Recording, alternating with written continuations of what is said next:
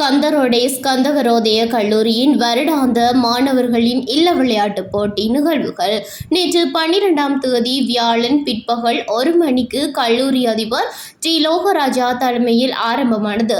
நிகழ்வில் கல்லூரியின் பழைய மாணவரும் சாவகச்சேரி போலீஸ் நிலைய பொறுப்பதிகாரியுமான எம் கோணேஸ்வரன் கலந்து சிறப்பித்தார்.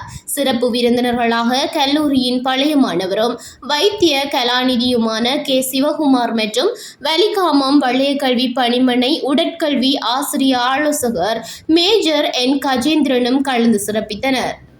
நிகழ்வின் ஆரம்பத்தில் விருந்தினர்கள் பாடசாலை மாணவ தலைவர்களால் மலர் மாலை அணிவித்து வரவேற்று கல்லூரி வாயிலிலிருந்து கல்லூரி மாணவர்களின் பாண்ட் வாத்திய இசையுடன் கல்லூரி விளையாட்டு மைதான அரங்கு வரை அழைத்துச் செல்லப்பட்டனர்.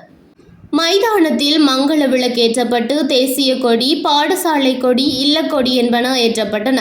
தேசிய கொடியை பிரதம விருந்தினரான போலீஸ் பொறுப்பதிகாரி எம் கோணேஸ்வரன் ஏற்றி வைத்தார்.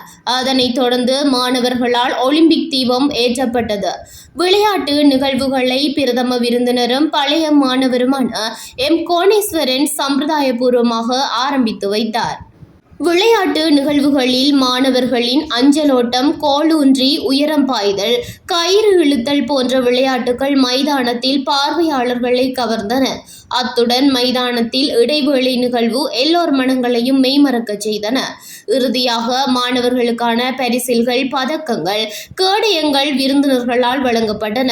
நிகழ்வில் கல்லூரி அதிபர் தலைமையுரை நிகழ்த்தியதுடன் தொடர்ந்து விருந்தினர்கள் உரையும் இடம்பெற்றன.